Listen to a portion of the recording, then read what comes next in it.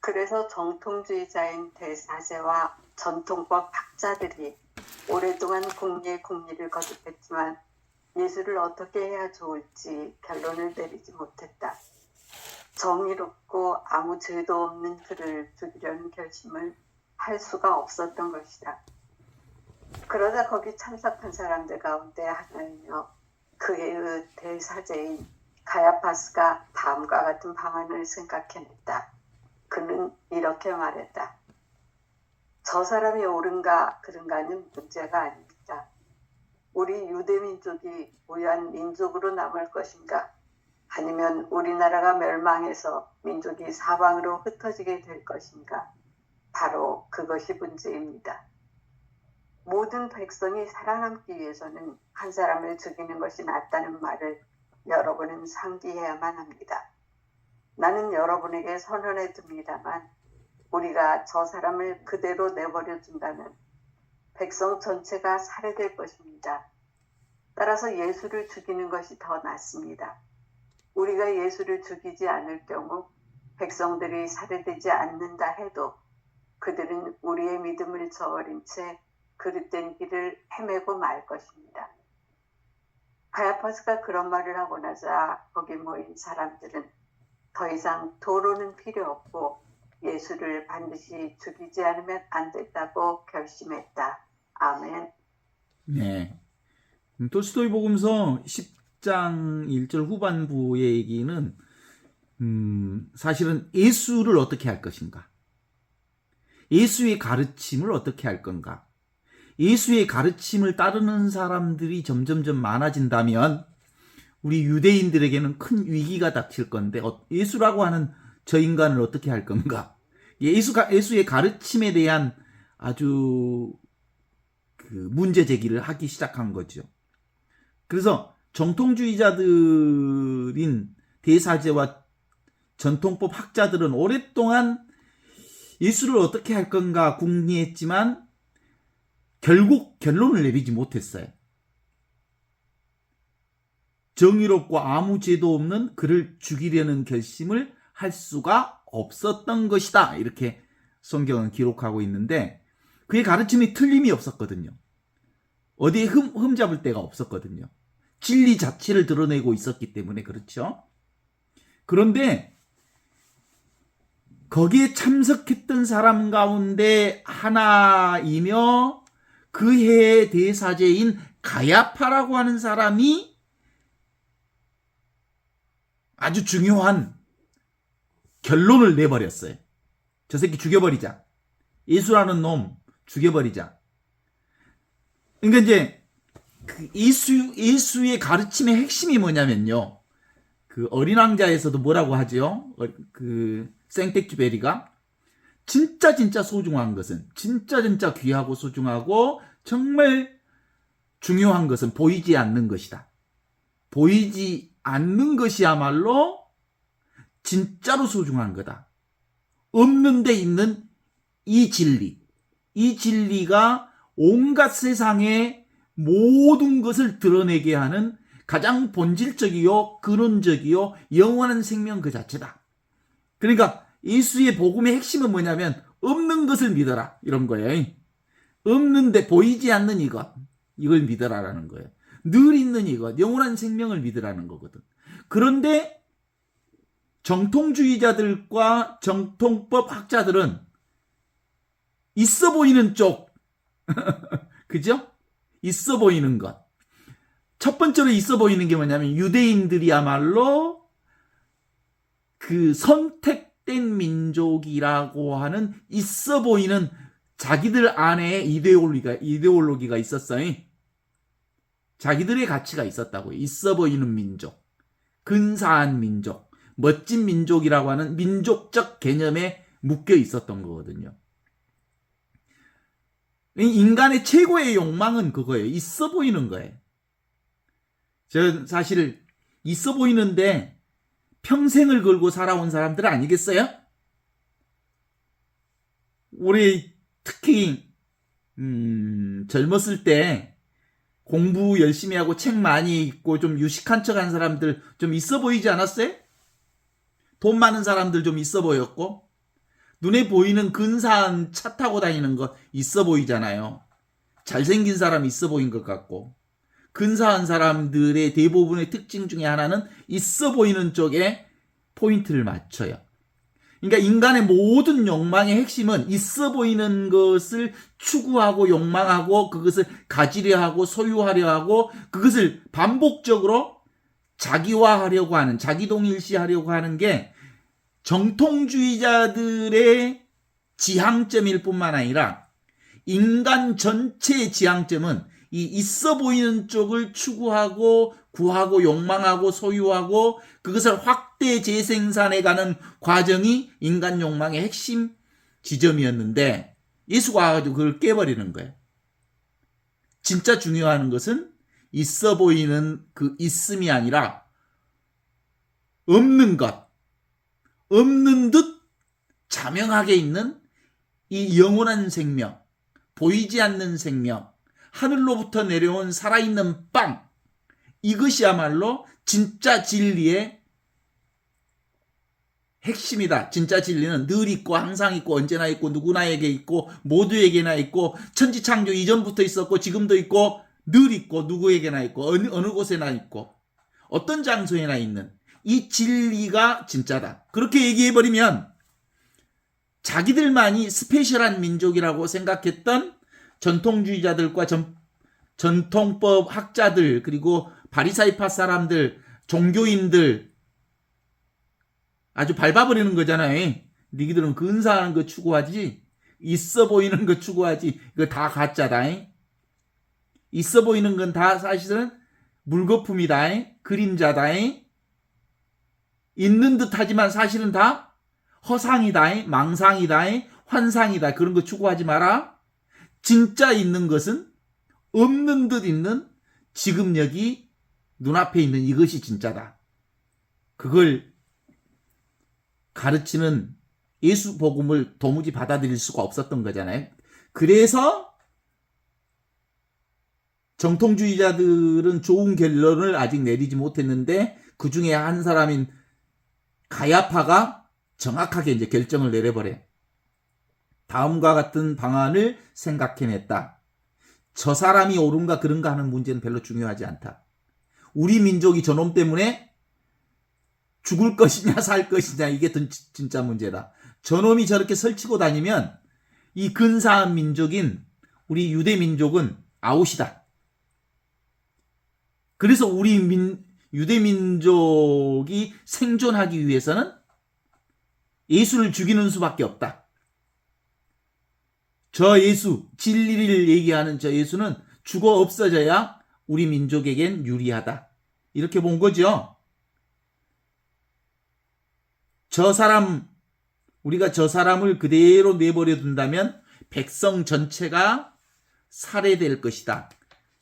백성 전체가 살해된다는 말은 그들의 가치지향적 유대민족 선택된 민족이라고 하는 스페셜한 가치지향성이 죽어버린다. 이런 거죠. 그래서 그 유대인들의 자긍심이 없어지는 거다. 특별한 것을 추구했던 유대인들의 그 특별성을 짓밟아 버렸다. 이런 뜻이죠. 따라서 예수를 죽이는 것이 훨씬 더 낫다. 우리가 예수를 많이 죽이지 않으면 백성들이 살해되지 않는다 해도 그들은 우리의 믿음을 저버린 채 그릇된 길을 헤매고 말 것이다. 그 이제 유대교의 이데올로기를 가지고 있었던 거죠. 유대인들만의 가치. 근데 실제로 예수의 이 보편 가치는 누구에게나 있고 모두에게 있고 어느 사람이든 빈틈없이 다 가지고 있는 보편적 가치죠. 하나이며 거룩하고 보편되며 사도로부터 이어온 참 진리. 이 진리를 예수가 설파하는 순간 유대교의 그 스페셜한 종교는 이제 쓸모없는 것이 돼버리기 때문에 도무지 예수를 허용할 수 없었다. 그래서 예수를 죽여야 한다라고 하는 게 가야파의 결정이었던 것이었습니다. 그죠?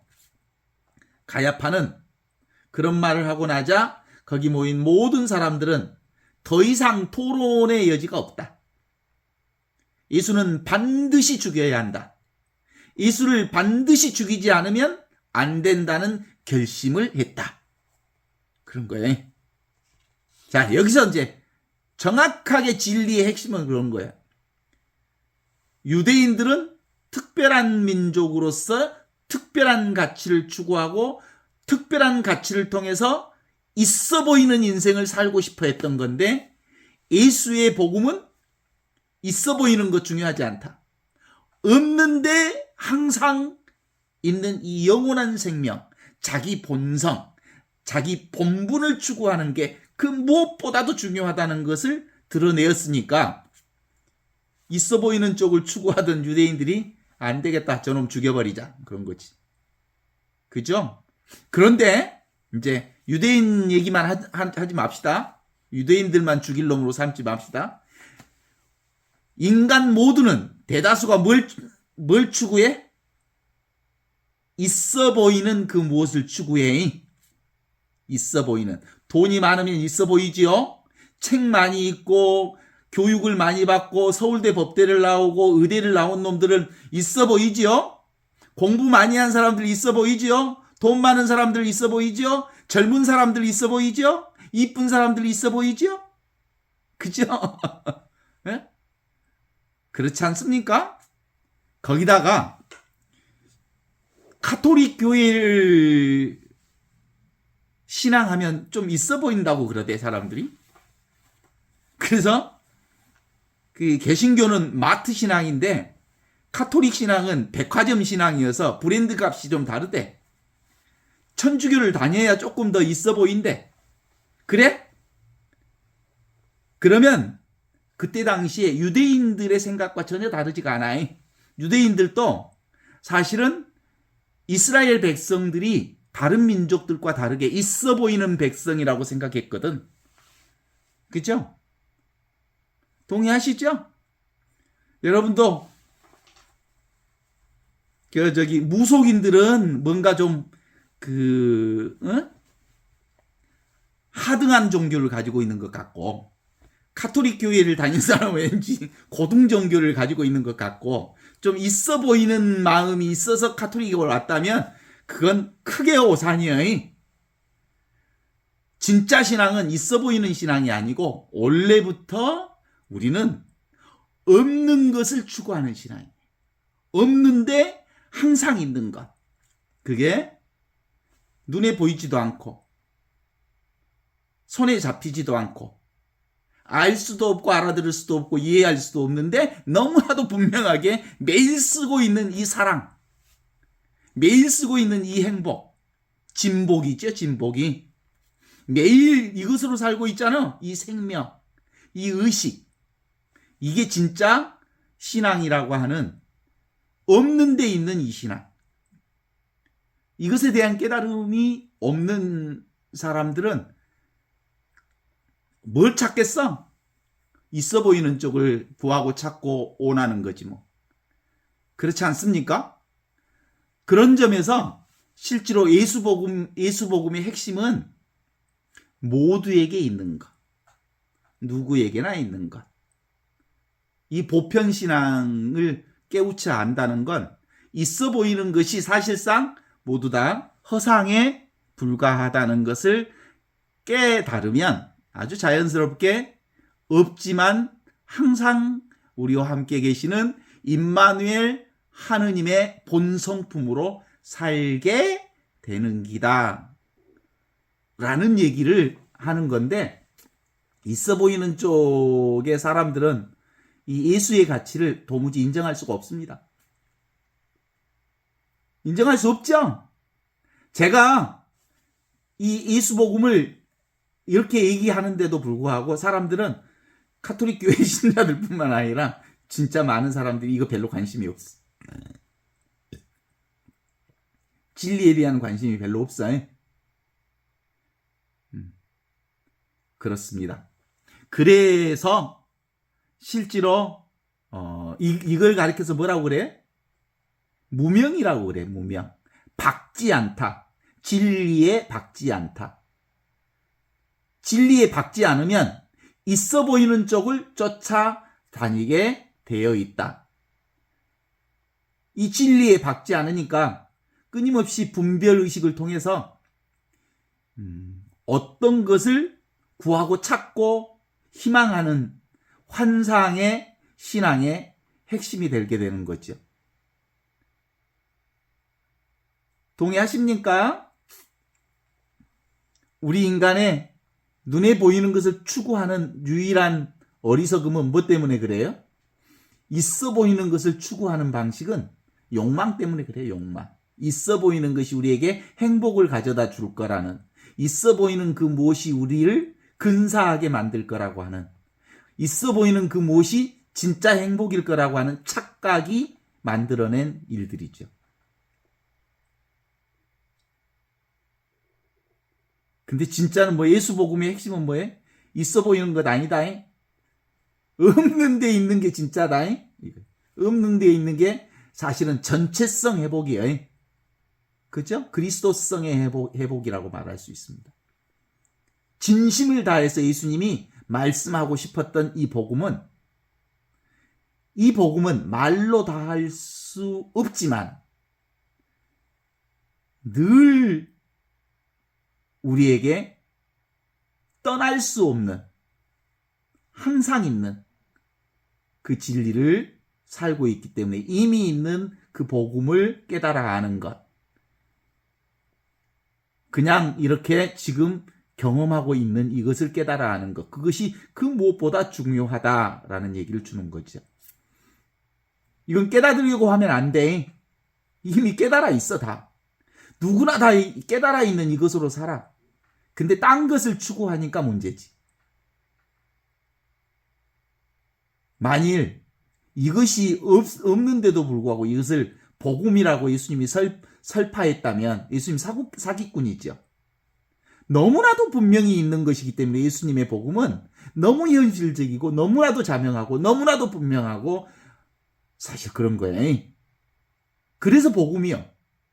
예수 복음은 거짓말의 복음이 아니야. 지금 네가 쓰고 있는 이게 바로 영원한 생명이란 말이야. 이런 복음이야. 네가 살고 있는 게 이게 영원한 생명이란 말이야.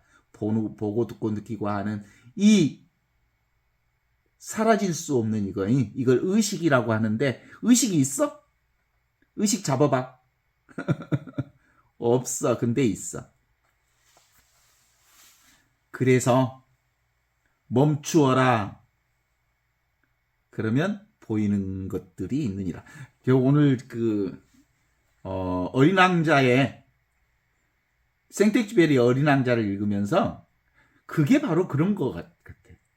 이 생텍쥐베리가 사하라 사막을 여행하다가 불시착하잖아요. 사막에. 이 사막에 불시착하는 과정이 무슨 과정이냐면 예수님이 광야에서 40일 동안 있었던 과정하고 똑같아, 사실은. 사하라 사막의 불시착은 아무것도 없는 자리에 불시착을 한 거예요. 물을 경험한 거예요. 절대 고독을 경험한 거예요. 아무것도 없는 경험이에요. 일상이 완전히 정지되고 오직 존재 자체만 있는 경험을 한 거죠. 그게 사하라 사막의 불시착의 경험입니다. 거기서 어린 왕자를 만납니다. 어린 왕자라고 하는 건 자기 자신을 만난다는 거죠. 그죠? 주인공이 자기 자신을 만나는 경험을 한 겁니다. 예수님이 40일 동안 광야에 있을 때 사실상 자기 자신을 만나는 경험을 한 거거든요. 자기 안에서의 네 가지의 유혹을 받았다는 건 네 가지의 자기 내면의 소리를 들었다는 거거든요. 그죠? 그래서 그 네 가지의 자기 내면의 소리는 아무것도 없는 침묵의 자리, 아무것도 없는 고요의 자리, 무의 자리에서 온갖 유혹이 드러나고 있다는 사실을 깨달아 알았던 네 가지 경험이거든요. 그러니까 이 무의 경험, 없는 경험, 없는데 너무나도 자명하게 있는 이 경험이 바로 광야의 경험이었고, 생텍쥐베리의 어린 왕자라고 하면 사하라 사막의 불시착의 경험이었고, 그리고 그것의 경험이 어디에서 절정적으로 이루어지냐면 예수님의 십자가의 죽음의 경험. 그래서 무덤에서 완전히 내가 따로 있다고 하는 따로 있는 나의 이 무명 상태가 완전히 사라짐으로써 원래부터 있었던 본래 생명을 경험하는 이 부활 생명. 이것이 바로 무의 경험을 통해서 자기 자신을 깨달아 아는 경험을 했거든요. 멈추어라. 그러면 보이는 것이 있다. 멈추면 보이는 것. 그것이 본래 나의 생명을 경험하는 것이죠. 본래 있는 이 생명은 이렇게 이와 같이 항상 존재하는 생명이잖아요. 그래서 실제로 따로 있다고 하는 것을 알게 되면 우리는 그 있어 보이는 따로 있는 그것에 붙들리게 되고 그것을 잡기 시작하면 사실상 그 자아의식 때문에 그것을 영속시키기 위한 애타는 노력을 해야 되지 않겠습니까? 자아의식을 유지시키기 위한 노력.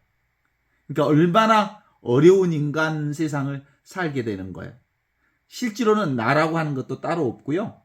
눈에 보이는 세상도 한시적이고 일시적이고 순간적으로 있는 거지 영속적인 것은 하나도 없어요. 영속적이고 영원하고 무한한 것은 오직 이것뿐이죠. 지금 경험하는 이 생명이 보는 이것, 듣는 이것이. 그래서 이 자리가 바로 하느님의 자리입니다.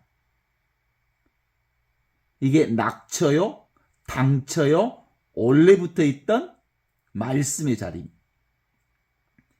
이게 바로 우리 모두가 똑같이 경험하는 의식작용이죠.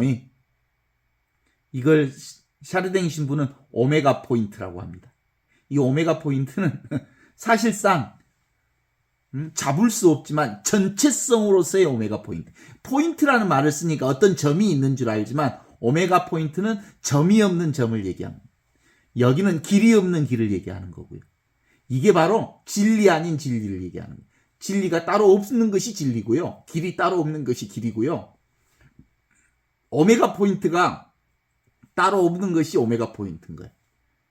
따로 없다는 말은 전체가 이 하느님의 생명, 하느님의 의식, 하느님의 존재로 살고 있다는 이 전체성에 대한 깨달음을 얘기를 하는 거거든요. 어때요? 거기 그 자리는 늘 어디에 있어요? 지금 있고 여기 있고 이 순간에 있는 이 자리입니다. 눈앞에 있는 거죠. 요거 야 만져봐요. 여기가 뭐 아무것도 없잖아요. 아무것도 없는 이 자리가 진짜 궁극의 자리라는 거거든요. 그래서 이걸 허망한 것들, 그건 있지만 없는 것들은 다 허망한 것들이거든요. 그래서 있지만 있는 것 같아. 온 세상이다. 그 있지만 없는 허망한 것들을 붙들려는 시도를 계속하는 것, 그걸 멈출 때 비로소 예수 복음을 경험할 수 있어요. 근데 도무지 유대인들, 특히 정통주의자인 대사제들과 전통법 학자들, 특별히 대사제 가야파스는 다음과 같이 지시하지요. 복음을 선포하는 저 예수를 때려 죽여라. 예수를 죽이지 않으면 우리 모든 유대인들이 예수의 말에 현혹되어져서 자신들이 정말 특별한 하느님의 선택받은 백성이라고 하는 아이덴티티, 이데올로기를, 자기들 정체성을 잃어버리게 될 거다.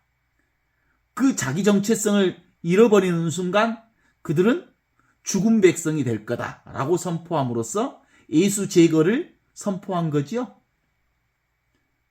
그래요? 지금도 늘 이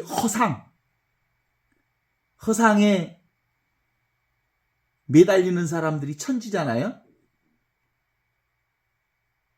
눈에 보이는 것이, 눈에 보이는 세상, 그게 진짜 같아. 돈이 있어야 좀 근사해 보이잖아.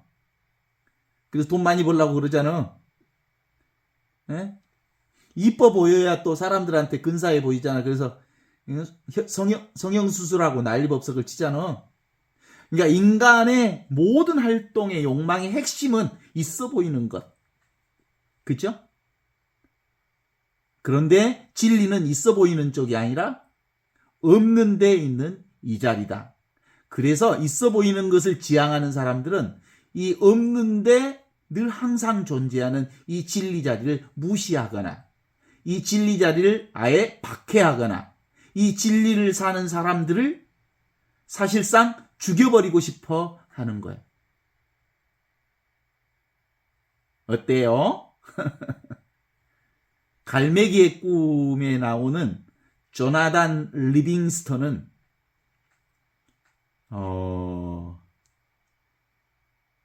갈매기의 꿈이 뭘까요? 대다수의 갈매기들은 먹이의 꿈이 있어. 그죠? 나는데 꿈이 있지 않고 먹는 거 생존하는 데 꿈이 있어. 그래서 저기 부산 앞바다에 가면 막 배 이렇게 갈 때 보면 그 새우깡 던져주면 비둘기 엄청 나오잖아요. 갈매기들이. 바닷가에서 인천 바닷가나 부산 바닷가나 이런 데 가면 우리는 순천 바닷가에서도 이렇게 새우깡 던져주면 아주 갈매기들 엄청 몰리거든요.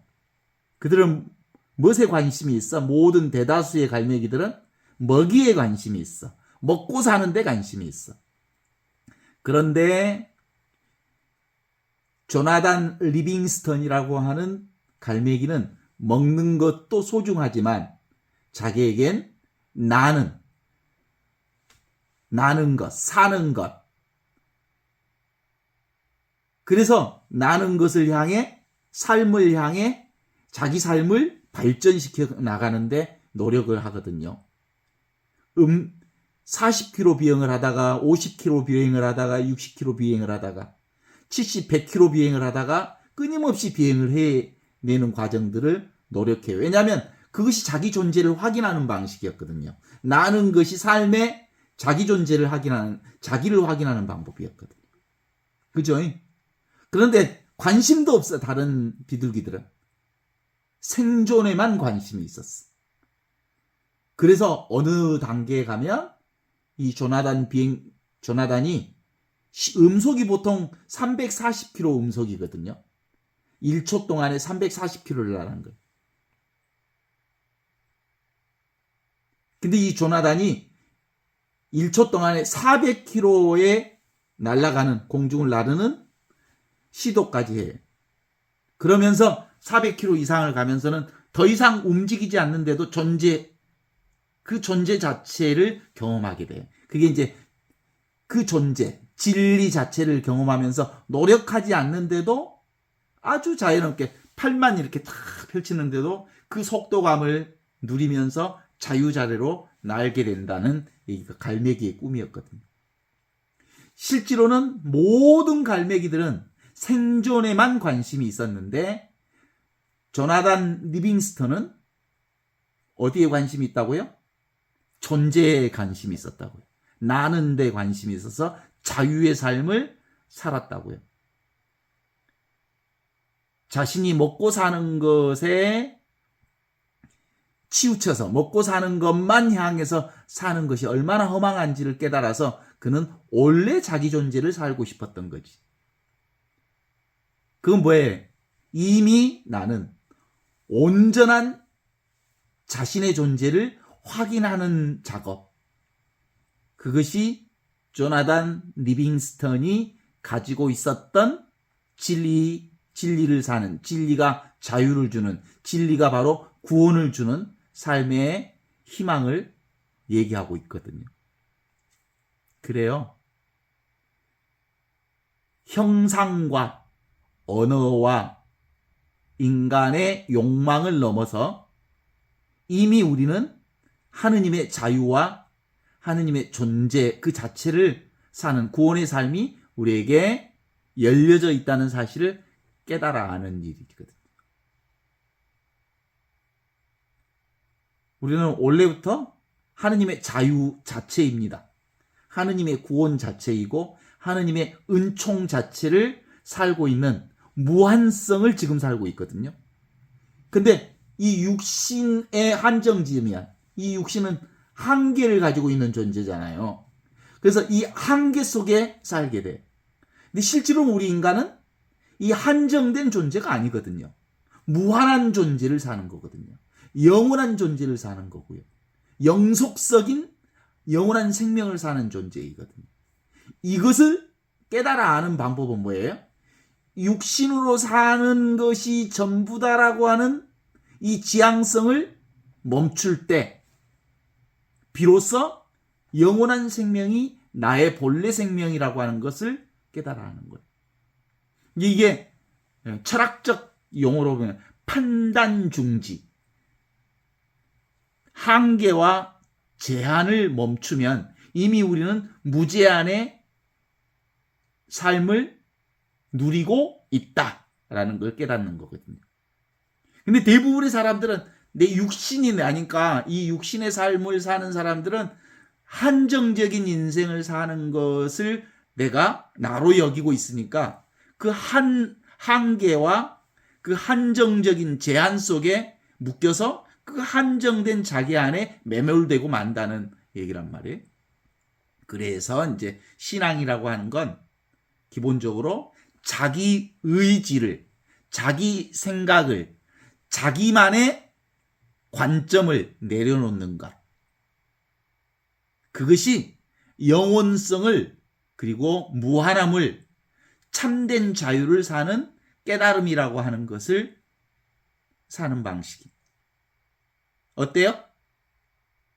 나라고 하는 한계, 제한을 내려놓는 삶이 곧 무제한의 삶, 무한한 삶, 영원한 삶, 영속적인 삶의 전체성이 우리 안에 쭉 떠오르기 시작합니다. 이게 바로 자연스러운 진상을, 진리를 사는 방식을 우리에게 가르쳐 주신 게 예수복음의 핵심이라는 걸 알면 되잖아요. 어때요? 괜찮죠? 근데 아직도 많은 사람들은 어디 쪽이 더 관심이 많아? 있어 보이는 쪽이 더 관심이 많지? 근사해 보이고, 있어 보이고, 멋져 보이고, 그리고 인정받는 것, 그리고 손에다 왕자 써서 사람들을 지배하고 싶어하는 지배 욕구, 사람들한테 박수 받는 것, 인정 욕구, 그죠? 그래서 그 있어 보이는 그 무엇에 끊임없이 중독되어 있는 중독 현상, 물질을 소유하는 소유 욕구, 그죠? 지식을 쌓고 싶어하는 지식 욕구, 그리고 남으로부터 인정받고 싶어하는 인정 욕구, 수집 욕구, 그 어떤 것에 자기와 동일시하고 싶어하는 그 욕구로부터 우리가 온전히 해방되는 방식은 그런 건 우리에게 영원한 생명을 주지 못해요. 그렇습니다. 그래서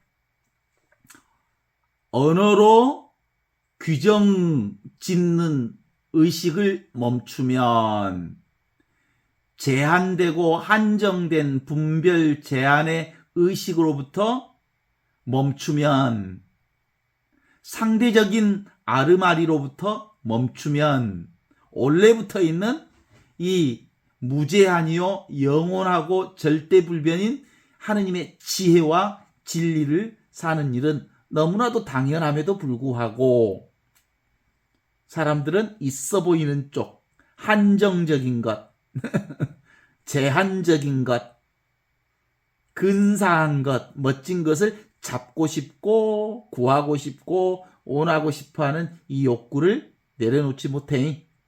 내려놓으려면 어떤 게 돼야 내려놓을 수 있냐면 그게 다 꿈이요 허상인 줄 알아야 가능하거든요. 우리가 물결, 바다에 물결 치는 그 물결이 사실은 물결 치는 그대로 뭐예요? 바다 자체잖아요. 그죠? 바다와 물결이 서로 다르지 않아요.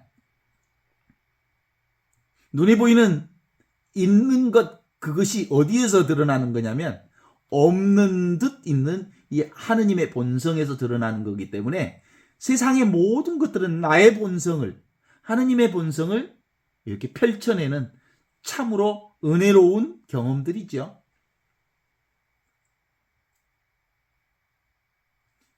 예, 그렇습니다.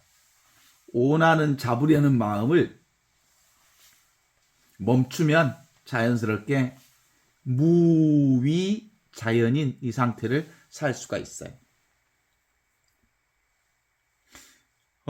요즘에 윤석열과 김건희 사건을 통해서 우리가 이제 경험한 것들은 김건희의 핵심 철학이 있다면 그게 뭐예요? 무속 철학이잖아요. 무속. 역학이죠, 역학. 역학으로 이렇게 점도 보고 굿도 하고 그랬다는 거 아닙니까? 점과 점을 드러내고 있는 철학적 기조가 역학인데요. 역학이 뭔 줄 아시죠? 음과 양의 과정들을 드러내는 거거든요. 있음과 없음을 드러내는 거거든요. 그래서 역자가 날일자에다가 달올자를 합쳐서 역자가 되는 거예요. 역학이라고 하는 것은 태양과 달이 번갈아 가면서 움직이면서 세상에 음과 양의 세상을 펼쳐낸다라는 거거든요. 그래서 역학의 가장 핵심은 뭐냐면 무의야 무사야라고 하는 거거든요. 역학의 핵심이 무의야 무사야라는 말이 무슨 뜻이겠어요? 알 수 없다. 무의. 어떤 것도 규정할 수 없다. 어떤 것도 알 수 없다. 모든 것은 다 하느님의 뜻이다. 결정된 것은 아무것도 없다. 이게 진리다. 이게 역학의 핵심입니다. 무의야 무사야. 인간의 인위적인 방식 아니다. 무의다 무의. 무사야. 인간이 할 수 있는 일은 없다. 그래서 모두 다 하느님이 하는 일이다. 따라서 세상의 모든 일은 인간이 알 수도 없고 인간이 변화를 조장할 수도 없고 그래서 하느님이 하시는 일이기 때문에 있는 그대로 그것을 수용하고 받아들이고 승복하고 온전히 하느님 앞에서 어떻게 하는 거예요? 네, 저는 주님의 종입니다. 주님 뜻대로 하십시오. 라고 받아들이는 것이 역학의 핵심인 거예요. 그 굿을 통해서 자신들의 그 비극을 막아보려고 온갖 것에 수십억짜리 굿을 했다잖아? 근데 잡혀갈 놈은 잡혀가고 감옥에 갈 놈은 감옥에 가는 거지. 굿을 한다고 해서 잡혀갈 놈이 안 잡혀가지도 않고 그죠? 감옥에 갈 놈이 안 갈 수 있는 건 아니요. 감옥에 갈 놈은 가야지. 그것이 하늘의 뜻이지. 그래.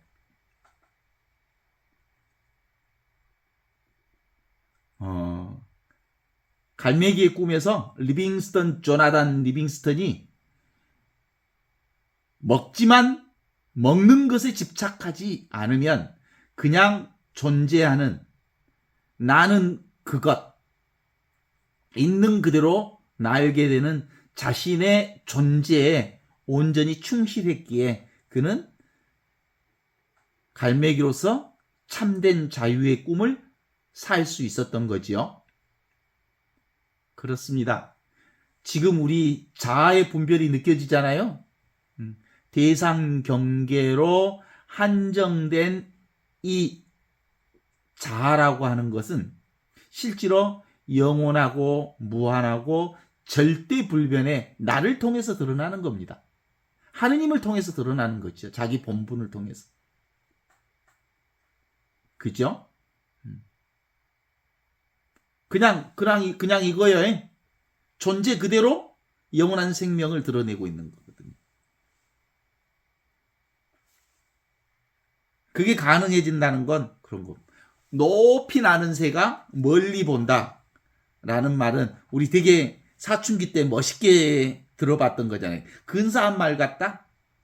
높이 나는 새가 지혜를 그리고 공부를 많이 해가지고 높은 지혜에 오르면 멀리 본다.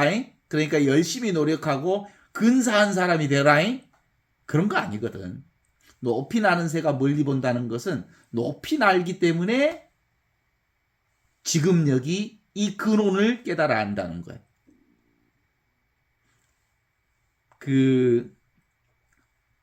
생텍쥐베리의 어린 왕자도 사실은 주인공 생텍쥐베리가 비행사였기 때문에 멀리 날았거든요. 멀리 날다 보면 지구나 별들이 다 한 점처럼 보이거든요. 그러죠? 하나로 보인단 말이에요. 예, 멀리 날기 때문에 사실상 나로 보인다는 거예요. 하나로 보인다는 거지. 어때요? 기본적으로 멀면 멀수록 물체는 안 보이고 뭔만 보여? 허공만 보여. 그래. 실제로는 아무것도 없는 게 진짜야. 아무것도 없는데 그 없는 데서 있어 보이는 것이 거기서 시작되는 거예요. 근데 우리는 모든 인간의 존재의 욕망 구도는 있어 보이는 쪽을 쫓아가기 때문에 원래부터 있는 것을 놓치게 된다는 거예요. 진리를 놓치게 되는 거죠. 따라서 이거 한정된 나의 몸뚱아리는 육체는 내가 아니구나. 진짜 나는 무한하고 영원하고 사실은 없는 듯 있는 이게 진짜 나라는 것을 깨달아 알게 되면 그때부터 이제 자유로운 삶이 형성되기 때문에 이게 바로 예수 복음의 핵심을 깨달아 알지 못한 사람들은 예수를 죽여버리고 싶어. 아직도 예수를 우리의 주님으로 얘기하는 사람들은 예수님한테 기도할 때 우리 좀 부자 되게 해주세요. 우리 아이들 모두 대학 합격하게 해주시고 미래에 어떤 아픔도 병고도 없이 무탈하게 해주세요라고 예수님한테 빌제? 예수 복음하고는 전혀 상관없는 신앙으로 살제? 실제로 예수 복음은 뭐예요? 있어 보이는 쪽 아니고 없어 보이는 쪽이 진짜다? 라는 것을 가르쳐 주셨거든요. 차가우면 차가운 줄 알고 더우면 더운 줄 알고 배고프면 배고픈 줄 알고 먹었으면 화장실 가면 화장실 가는 느낌이 있어요. 그런 느낌. 그게 바로 원래부터 있던 하느님의 생명이죠. 이 가장 작은 이 경험이 우주를 경험하는 겁니다. 어떻습니까? 사실은 오늘 윤석열 현직 대통령이 체포되어서 구속영장 받고 체포되어서 가는 모습을 보셨잖아요. 어차피 저렇게 갈 것을 어쩜 저렇게 살았을까? 그는 시간을 좀 연장해보고 싶었던 것이 사실이죠. 근데 사실상 시간이 있어 없어? 시간이란 없는 거예요. 자기 생각 때문에 시간을 고집한 거죠. 조금 더 버텨보자 그랬겠지. 근데 실제로는 무슨 시간만 있어? 지금 눈앞에 있는 이 시간밖에 없잖아. 이 순간밖에 없잖아. 이 진리를 깨달았다면 그는 그렇게 버티지 않고 아주 자연스럽게 자기 운명을 수용하고 받아들이고 응답할 수 있었어야 되지 않겠습니까? 근데 그는 근본적으로 시간도 있고 자기 몸뚱아리도 있고 눈에 보이는 권력도 있고 온갖 물질도 있고 눈에 보이는 것에 묶여 있는 사람이기 때문에 절대로 시간과 공간을 초월한 절대 진리에 대해서 한 번도 그는 생각해 본 적이 없어요. 그렇습니다. 언어 도단 심행처멸, 언어로 규정할 수 없는 이 영원한 생명, 마음으로부터 붙잡을 수 없는 이 영원한 생명, 이 영원한 생명을 온몸으로 공부할 때 원래부터 우리 안에 늘 항상 있는 이 순수의식, 하느님의 영원한 생명을 깨우쳐 아는 사람들은 죽음 앞에서도 당당하게 살아갈 수 있습니다. 죽지 않으니까. 죽음이 없으니까. 그죠? 어떤 권력 앞에서도 쫄지 않습니다. 권력이라고 하는, 있음이라고 하는 건 사실상 있는 듯 하지만 없는 허상, 물거품에 불과하다는 것을 알기에 그 어떤 권위 앞에서도, 권력 앞에서도, 돈 앞에서도 있는 듯 하는 그 허상 앞에 쫄지 않습니다. 쫄지 않죠? 그래요. 이건 생사가 없습니다. 하느님의 영원한 생명은. 그래서 모든 문제의 해결은 이미 주어져 있는 진리를 깨달아 하는 겁니다. 이와 같이 이렇게 살아있는 이 생명이, 보고 있는 이 생명이 이게 진짜 나라는 걸 깨달아 아는 사람, 이제 당당해지지요. 누구 앞에서도. 그래서 우리가 경험하는 세상의 온갖 경험들, 특별히 오늘 대한민국은 새로운 역사를 썼거든요. 현직 대통령의 구속, 체포영장의 구속, 대한민국 대통령의 미친 광기, 부조리한 사회 현상, 그게 다 어디에서 드러나는 거냐면 이 나의 의식을 통해서 경험했던 거거든요. 이게 진리입니다. 이 부조리를 경험하는 것 자체가 진리입니다. 이 이해가 안 되는 미친 짓을 경험하는 것 그 자체가 우리가 지금 여기를 살고 있다는 진실을 드러내고 있는 겁니다. 행복도 불행도, 성공도 실패도, 음도 양도, 이것도 저것도 삶의 전체성을 드러내고 있는 거죠. 그리스도성을 드러내고 있는 거거든요. 그래서 지금 여기 이미 있는 나의 영원한 생명으로서의 전체성 회복이 비로소 우리의 모든 괴로움으로부터 우리를 해방시켜 줍니다. 진리가 너희를 참으로 자유롭게 하리라. 그동안 우리가 생각과 분별이 우리를 얼마나 힘들게 했는지 안다면 지금 여기 이 지극한 복락, 형상 없는 이 하느님의 축복, 느낌 없는 이 하느님의 축복, 맛이 없는 이 진복, 알미 없는 이 진복을 통해서 온갖 세상이 이렇게 매일 매순간 신비한 채로, 거룩한 채로, 아름다운 채로 이보다 더 좋을 수 없는 삶을 펼치고 있다는 걸 깨달아 아는 거죠. 어떻습니까? 이걸 선험적이라고 그래요. 아프리오리. 무슨 경험 이전부터 있었던 하느님의 이 경험. 나의 슬픔 이전에, 나의 우울 이전에, 나의 아픔 이전에, 나의 삶 이전에 이미 나의 삶을 그 누구보다도 더 잘 알고 있었던 하느님. 내가 무슨 말을 하기도 전에 이미 내가 무슨 말을 해야 될지 알고 있는 이 하느님. 내가 어떤 것을 느끼기도 전에 내가 무슨 느낌을 하고 있는지 알고 계시는 하느님. 그죠?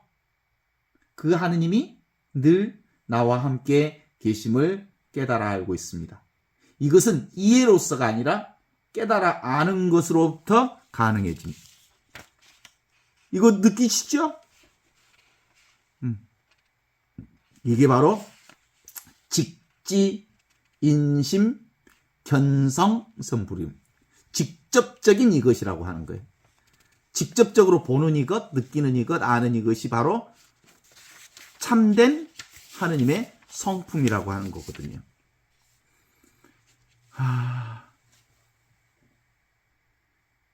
모든 그림은 다 도화지 위에 그려지잖아요. 어때요? 도화지 위에 그림을 그리죠? 도화지에다가 도화지를 그릴 수 있어요? 도화지 자체가 도화지지. 그런 것처럼 온갖 그림을 다 우리가 경험하지만 도화지가 도화지를 그릴 수 없는 것처럼 우리는 온갖 것을 다 경험하지만 하느님은 경험할 수가 없어. 경험되지 않는 하느님이 진짜로 온갖 것을 경험하고 있는 거거든요. 그래서 하느님에게만 늘 있는 지금 여기에 초점을 맞추기만 하면 우리는 늘 이 안에서, 하느님 안에서 살게 되는 거거든요. 어떻습니까? 어린아이가 엄마하고 함께 있을 때 잘 놀잖아요. 근데 엄마가 눈에 안 보이면 막 울잖아요. 가끔은 엄마가 옆에 있는 줄을 확인하면 또 잘 놀잖아요. 그러죠? 그런 것처럼 우리도 이 하느님, 나의 본성, 하느님의 본성, 하느님의 사랑을 가끔씩 늘 있는 이 하느님의 사랑을 확인하고 살면 하느님의 사랑이 나를 한순간도 떠나 있지 않다는 걸 확인함으로써 지금 여기 이 삶을 잘 즐길 수가 있어.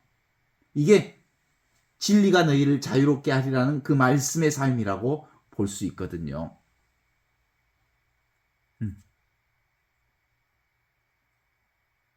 어떤 그림도 도화지를 떠난 적이 없잖아요. 무슨 그림이더니 우리가 이 삶을 떠날 수가 없는 거예요. 도화지의 그림은 잠시 그렸다가 지울 수 있겠지만 도화지는 사라지지 않습니다. 그래서 삶의 부조리 그대로 나의 삶이 바로 하느님의 자비 안에 들어있음을 아는 삶을 사는 사람들은 삶이 안정되죠. 이제 그동안의 삶이 이제 늘 뭔가에 쫓기는 듯한 삶을 살았다면 이제 이 하느님을 온전히 만나는 사람들은 어떤 경험을 하든 하느님의 사랑으로부터 떠날 수 없다는 것을 알기에 괜찮아요. 어떻습니까? 괜찮지요? 괜찮아요. 세상에 가장 존귀한 나. 이게 나요. 세상에 가장 존귀한 나. 난 그래서 그 불교에서 세존이시여 이런 얘기를 종종 많이 들었거든요. 근데 참 소중한 얘기를 그렇게 약어로 썼구나. 우리 각자를 세존이라고 그래. 세상에서 가장 존귀한 나. 어때요? 그 존귀한 나가 보고 듣고 느끼고 아는 이 성품을 사용하고 있죠. 이게 관상 생활을 하고 있는 성사 생활을 하고 있는 나. 보고 듣고 느끼고 알지만 보는 이것을 직접적으로 느껴봐라. 보고 있는 느끼고 있는 요 나를 느껴봐라. 알고 있는 이 나를 알아봐라. 이미 다 완성된 나를 느껴보라고요. 그래서 예수님이 마지막 돌아가시면서 뭐라고 하시죠? 다 이루었다 그러시지. 다 이룬 게 이거예요. 무위자연. 무위야 무사야. 아무것도 할 필요도 없지만 늘 이렇게 온전하게 드러나 있는 이 자리. 어떻습니까? 그래서 이건 모순 형용 모순이라고 그래. 진리는 있지만 없는 것, 없지만 있는 것. 그래서 있는데 없고 없는데 있는, 이건 머리로 알 수 있는 게 아니고 어떻게? 경험해야만 아는 거지. 여러분 60년, 70년, 50년의 인생을 살면서 인생을 어떻게 이해하게 됐어요? 공부해서 인생을 알았어요? 살아보니까 인생이 이러구나라는 걸 알았지. 그죠? 나날의 삶으로, 경험으로 깨우친 인생 공부. 그것이 이 공부요. 어때요? 지금도 있어 보이는 것을 쫓아다녀? 미친년, 미친 X 널뛰기 하듯이 여기 쫓아다니고 저기 쫓아다닐 필요가 전혀 없이 늘 삶 자체가 이거였다는 것을 알면 하나이며 거룩하고 보편되며 사도로부터 이어오는 이 진리가 내 안에서 이렇게 성성하게 살아있다는 것을 알게 됩니다. 따라서 삶의 경험이 바로 진리지요. 진리는 형용할 수 없는 부조리의 인생을 포함해서 모두 다 삶이 아닌 게 없었구나라는 것을 알게 되어서 왜라는 질문이 필요 없어잉. 왜 어떻게 그런 거 필요 없어. 그냥 경험하는 거야. 이유가 없어. 사는데 이유가 있어? 그냥 사는 거지. 그래서 인간은 있어 보이는 게 아니라 사실은 없는데 온갖 것들을 경험하는 이 생명현상, 그 자체가 우리 안에 하나요 거룩하고 보편된 이 진리로서 우리의 삶을 표현하고 있음을 알게 해줍니다. 그런데도 불구하고 끊임없이 근사한 것을 찾고 돌아다녔던 유대인들과 그리고 정통주의자 대사제와 전통적인 학자들은 없이 계시는 참사람,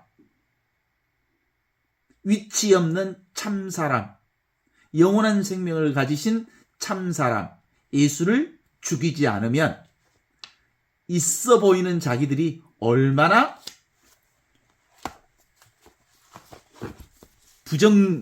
부정당할 것인지 알고 있었기에 진리를 드러내고 있는 예수를 죽일 수밖에 없었던 얘기를 함께 읽어보았습니다. 오늘 여기까지.